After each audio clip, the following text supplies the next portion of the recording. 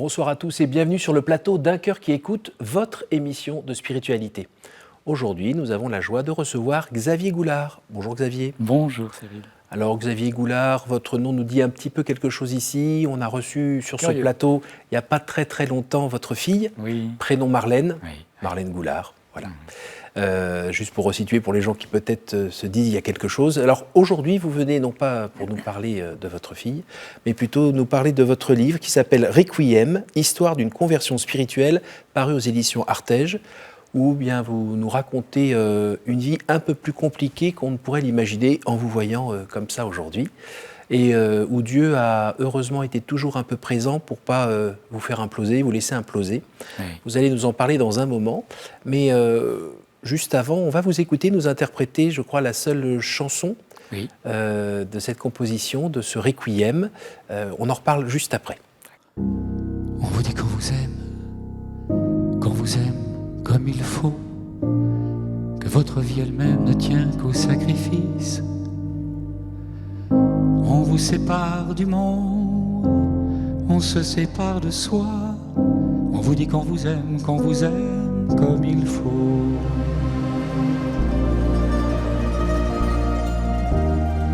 Alors que brûle en toi le chaos d'ici-bas, et que chantent tes anges, Requiem aeternam, offre que brûle en moi ce qui n'est pas de toi, et que s'entr'ouvrent mes lèvres, tonais Domine.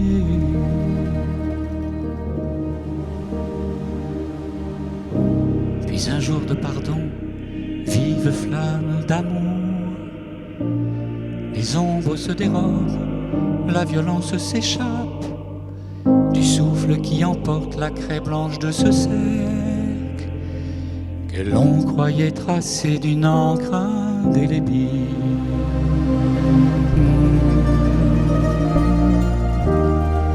Et l'on se dit qu'on s'aime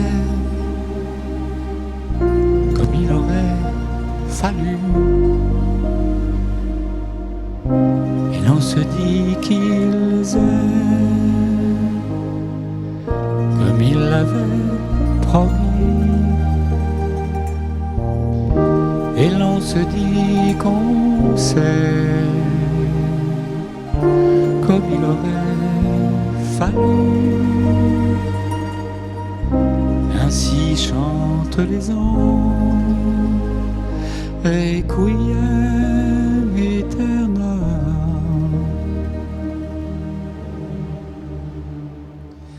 Requiem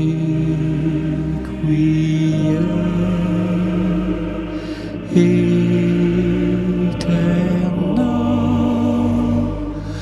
donaris o Domine.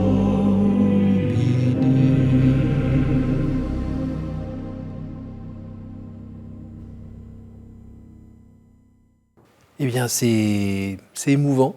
C'est émouvant comme interprétation, comme musique. On sent que ça invite à la contemplation. Est-ce à l'image de toute la composition ? Non. J'ai aimé dans ce Requiem. Alors l'histoire de ce Requiem, elle est longue. Elle a démarré dans mon enfance. On va en parler. L'enregistrement lui-même a été fait il y a 14 ans. Et oui, avec les chœurs de Radio France. Il y avait un orchestre, c'était très orchestré, il y avait beaucoup de percussions. Le disque n'a pas pu sortir parce qu'à ce moment-là, pleine crise du disque, Internet, Universal licenciait son propre personnel, enfin c'était un peu compliqué. Donc j'ai remis ce Requiem dans mon tiroir, en espérant bien le sortir un jour. Aujourd'hui, un double album, donc un double Requiem en quelque sorte, avec deux orchestrations différentes. Une orchestration un peu néoclassique que j'ai allégée, à moins de percussions. Et puis, comme j'aime beaucoup travailler sur la matière sonore, un deuxième album avec une orchestration plus synthétique, avec du sound design. C'est pas non plus... voilà, mais j'ai tenu à ma foi, enfin, au bout de 14 ans, à livrer musicalement. C'est un peu l'œuvre de ma vie, ce requiem. Je la porte en moi depuis si longtemps. Il y aura quelque chose après ? Après le requiem ? J'ai une petite idée. Alors dites-nous, comment est né ce projet de requiem qui est en général un peu l'œuvre des grands compositeurs. Ils ont tout mis dans le requiem en général. Oui, c'est vrai. C'est toujours une œuvre importante.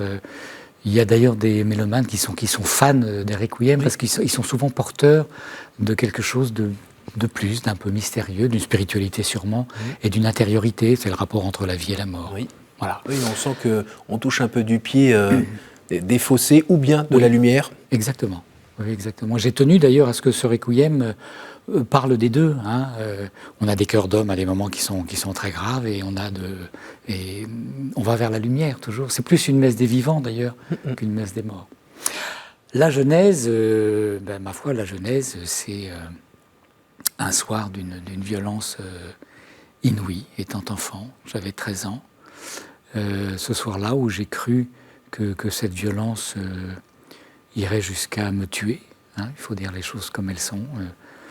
Violence venant de vos parents ? De mes parents, et ce soir-là particulièrement de mon père. Ma mère frappait, mais elle faisait moins mal que mon père.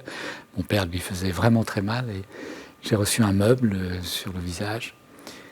Et en me couchant, avec mon petit disonnier, puisque j'étais toujours proche de ce disonnier posé sur mon cœur, je me suis fait une sorte de promesse folle, mais comprenant que, ma foi, légitimement, je n'avais plus à attendre l'amour qu'un enfant peut attendre. 13 ans, on est encore un enfant, on a besoin d'être rassuré par ses parents. Et vous preniez des coups depuis très très longtemps ? Depuis aussi loin qu'on monte ma mémoire. Et puis pas seulement les coups, c'est psychologiquement que c'était le plus difficile finalement. Les coups, je ne les sentais plus. Il y a un moment, si vous voulez, comment on pourrait dire ? Oui, c'est pas qu'on se blinde, il y a une sorte de séparation. Vous recevez les coups, mais vous êtes ailleurs. Donc il faut... moi, je recevais, ou en tout cas, je ressentais la puissance des coups et le mal que ça faisait de longues minutes après. Oui. Donc ce soir-là, je me couche et sous mes draps, avec mon petit disonnier, je me fais cette promesse. Je me dis, voilà, ce soir, j'ai 13 ans, c'est décidé, mes parents sont morts. Quand je serai grand, j'écrirai un requiem. Pour eux ? Non. C'est pas pour eux, parce que moi j'étais déjà amoureux des requiems, ou en tout cas j'en connaissais un particulièrement, que mon parrain, c'est lui qui m'a invité dans ma culture musicale, que mon parrain m'avait offert, c'était le requiem de Mozart, que j'écoutais en boucle, et puis il m'avait offert aussi des liturgies orthodoxes, voilà, j'écoutais ça, je faisais une copie des vinyles sur un petit radiocassette, et j'écoutais ça sous mes draps le soir. Donc ce soir-là, une promesse. Alors, dans votre livre... à peu près dans les temps de première page, on est un peu plongé dans cette enfance très difficile. Est-ce que vous pouvez nous dire en quelques mots ce qui s'est passé ? Pourquoi des parents qui ont l'air de gentils catholiques, pratiquants, propres sur eux, se servent de leur enfant comme d'un punching ball ? Est-ce que vous n'avez jamais eu envie de leur casser la figure à un moment en grandissant plus tard, oui, plus tard... j'ai presque envie de dire, oui, plus tard, la haine envahit le cœur et l'esprit, et c'est normal. Et c'est normal, et j'ai presque envie de dire, tant mieux, ça veut dire qu'on se rend compte de la situation et qu'on a gardé sa propre intégrité. Et qu'on n'est pas déformé complètement par ce système qui fait qu'à la limite, on referait pareil après. Oui. Tordu. Oui, absolument. J'ai eu cette grâce de ne pas reproduire finalement ce que j'ai connu toute ma vie, quoi. Cette violence, la cause, je peux pas la définir. Sans doute deux âmes blessées qui se sont rencontrées. Mes parents avaient 14 ans de différence, il y avait déjà un gros malaise, ils se sont mariés, mon père faisant un procès à ses parents pour pouvoir se marier à ma mère. Enfin, c'était déjà tordu depuis le départ, quoi. Mais il y a eu 3 enfants, et trois beaux enfants au départ. Donc cette violence, je l'ai connue depuis le départ. Le plus difficile, en dehors des coups, c'est de percevoir que vous avez en face de vous 2 personnes qui ne veulent pas que vous soyez ce que vous êtes. C'est-à-dire que là, on atteint vraiment cette part de vous-même qui doit rester intègre. qui est sacrée. Hein. Vous, en tant que personne, en tant qu'individu, vous êtes atteinte, on ne veut pas que vous soyez ce que vous êtes. Vous étiez quoi? J'étais un enfant prometteur. J'étais un enfant prometteur avec des dons artistiques évidents. Mais ma mère m'apprenait le piano en cachette de mon père, qui ne voulait pas que je sois un artiste, qui lui pourtant avait été chanteur lyrique, qui était architecte. Ma mère pianiste et violoncelliste, mais qui ne voulait pas peut-être que nous les dépassions. C'est ça. Et donc finalement, moi j'ai appris le piano, on me tapait sur les mains, on me tapait sur les jambes, on me tapait sur la tête pour apprendre le piano. Enfin, et vos frères et sœurs? Hélas, hélas, hélas, hélas. Je suis l'aîné. Ma petite sœur, je crois, alors tout ça s'est défini avec le temps, ma petite sœur a été la première victime réelle de mes parents, puisqu'elle est morte il y a maintenant 18 mois, elle était plus jeune que moi, elle est morte d'un cancer du pancréas en quelques mois, elle ne s'en est jamais sortie de cette douleur. Elle n'a jamais... elle s'est trop identifiée à ces douleurs, on ne peut pas lui reprocher. Non. Et sans doute était-elle dans une quête permanente d'une réparation qu'elle n'a évidemment jamais eue. Et mon frère a subi les mêmes violences. Oui, il est en classe le matin, on lui demandait d'où venaient ces bleus. Donc, hélas, je ne suis pas le seul. Là, je ne suis pas le seul. Ma petite sœur, j'ai vu le sang couler. Ma petite sœur avait une fragilité nasale, elle recevait des claques. C'était...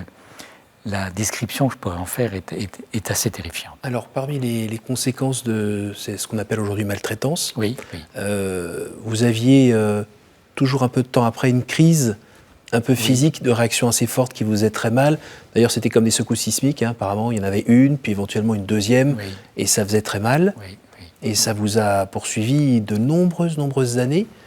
Oui, alors ça reste une maladie mystérieuse, puisque aucune médecine n'a su la nommer, ni même la soigner. Si, on dit il somatise. Oui, c'est ça, il somatise. Quand il sera grand, ça va passer avec l'âge. Non, pas du tout, c'était des crises de 30-40 minutes, d'une douleur à se taper la tête contre les murs. Voilà. Et la première que j'ai eue, j'avais 2 ans et demi, jusqu'à l'âge de 47 ans.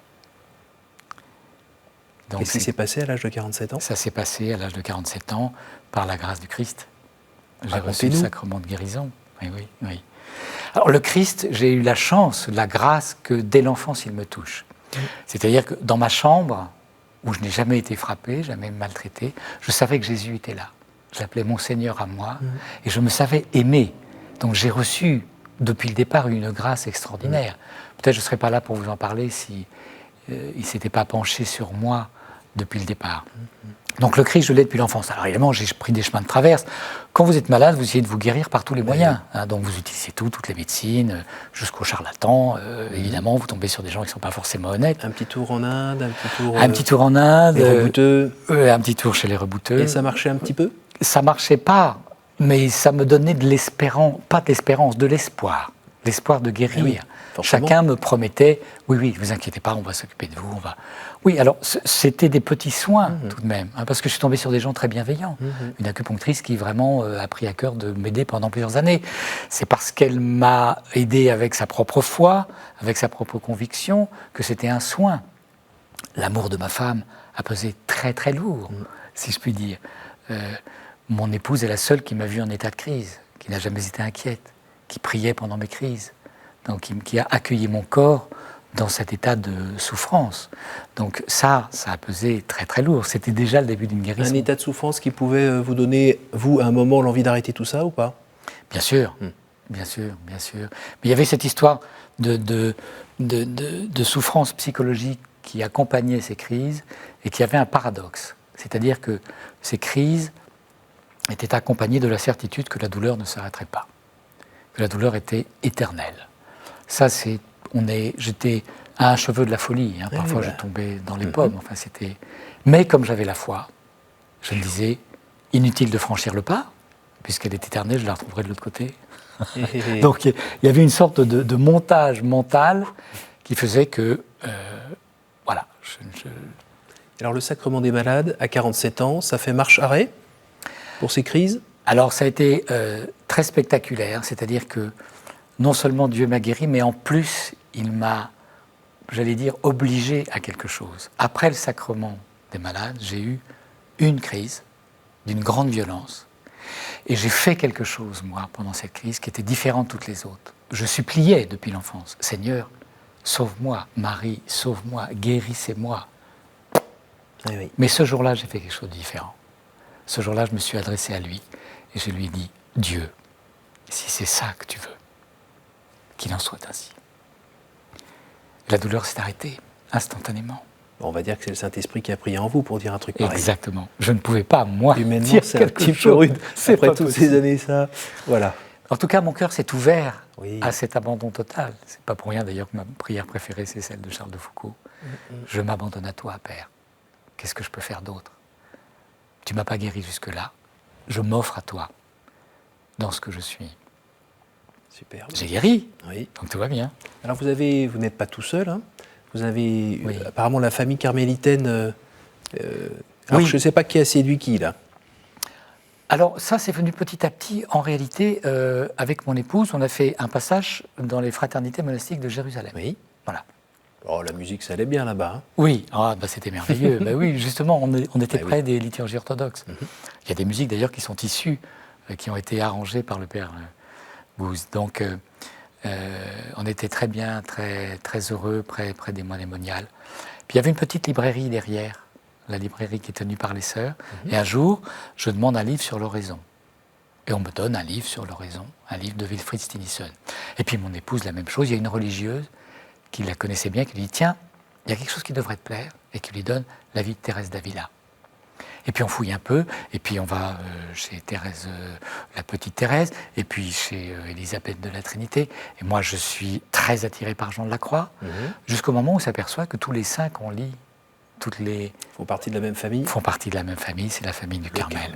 Et là, le Christ est allé mettre des petites pierres blanches sur notre chemin, jusqu'à la rencontre d'un frère carme sur le parvis d'une église à laquelle nous n'allions jamais, mais qui est venu vers nous, qui nous a parlé du Carmel, de l'OCDS, l'ordre des carmes des chauds séculiers.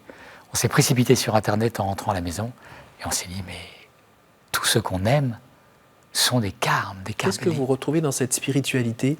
Est-ce que c'est la partie contemplation, la partie cœur à cœur que vous-même avez vécu depuis que vous êtes enfant dans ces grands déserts? Oui. Cette grande solitude que vous avez pu connaître enfant, oui.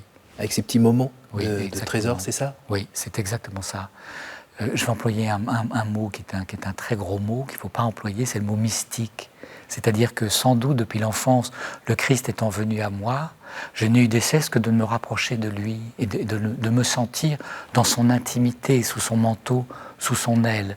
Et le mot mystique, ça veut dire celui qui peut faire l'expérience de Dieu, de sa présence, intérieure comme extérieure. Le Carmel est idéal pour ça.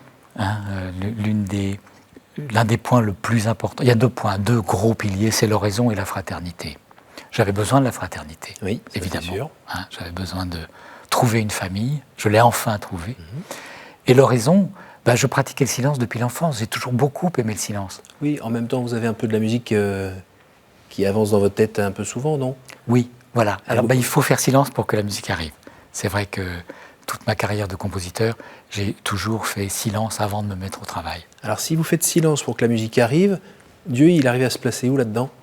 Il se place où il veut. Il se place où il veut. Dans la musique? Oui, mais bien sûr, bien sûr.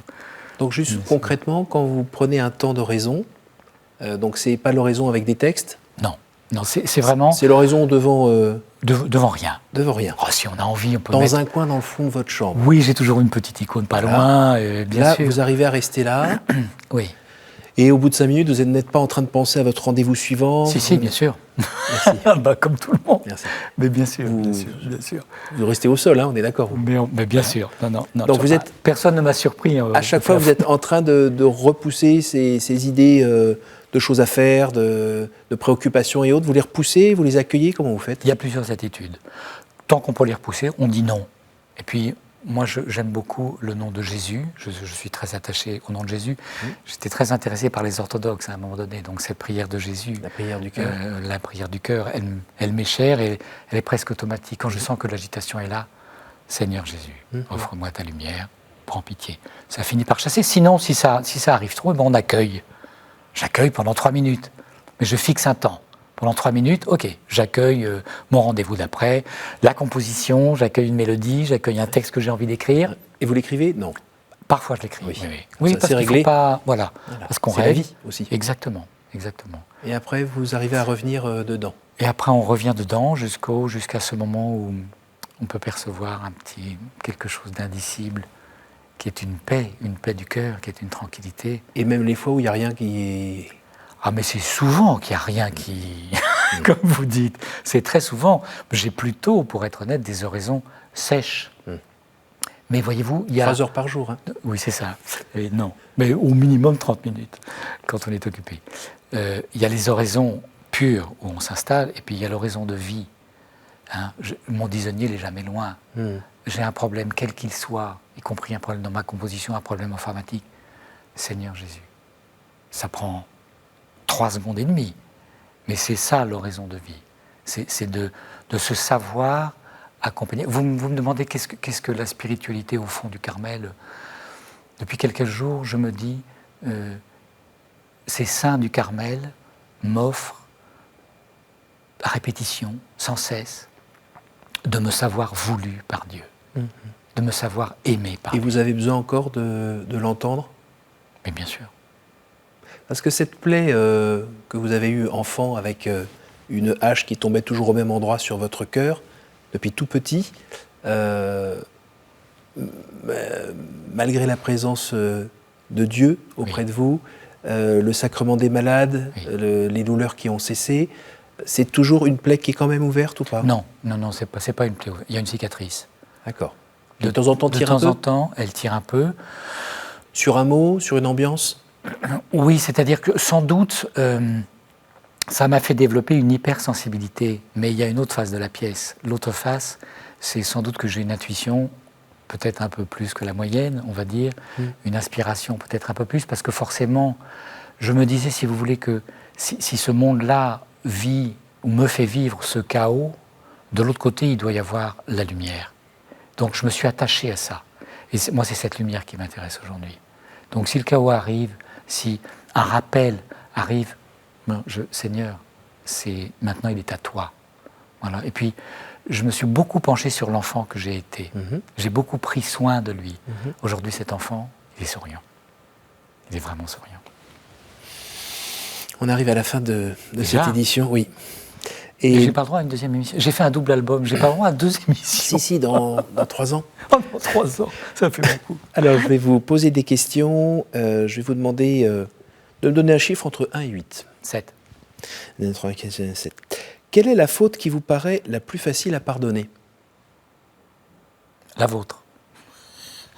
Quand vous avez oublié de m'appeler pour notre premier rendez-vous. Elle n'était pas difficile à pardonner, celle-là. Entre 1 et 7. 6. Quelle est la plus belle fête? Oh, ce sont les moments d'amour avec ma femme et ma fille. Moi, ça me suffit. J'aime pas trop les fêtes. Entre 1 et 6. 3. Le jour du jugement, qu'aimeriez-vous que Dieu vous dise, Xavier? J'y pense souvent. C'est une question qui m'émeut. Je pense que toutes les réponses vont arriver en même temps. Il y aura plus de questions. Je pense qu'il n'aura rien à me dire. Il est tellement la lumière, l'amour. Je n'aurais plus qu'à me plonger, qu'à m'abandonner à lui. Je crois que je ne veux plus rien entendre. Merci Xavier. Merci d'avoir écrit ce livre déjà. Merci. Même si le début peut être un petit peu dur, après la lumière rentre un peu plus. Oui. Et en fait ça nourrit l'espérance. Oui. Merci d'être venu nous avoir donné votre témoignage, d'avoir chanté au début de l'émission. Oui. J'invite évidemment les téléspectateurs à écouter cet album Requiem et à lire donc ce livre Requiem, Histoire d'une conversion spirituelle, aux éditions Artege. Pour revoir cette émission, la partager autour de vous, un site www.ktotv.com. Eh bien, je vous remercie pour votre fidélité, je remercie la technique qui a permis de préparer cette émission et puis je vous donne rendez-vous la semaine prochaine.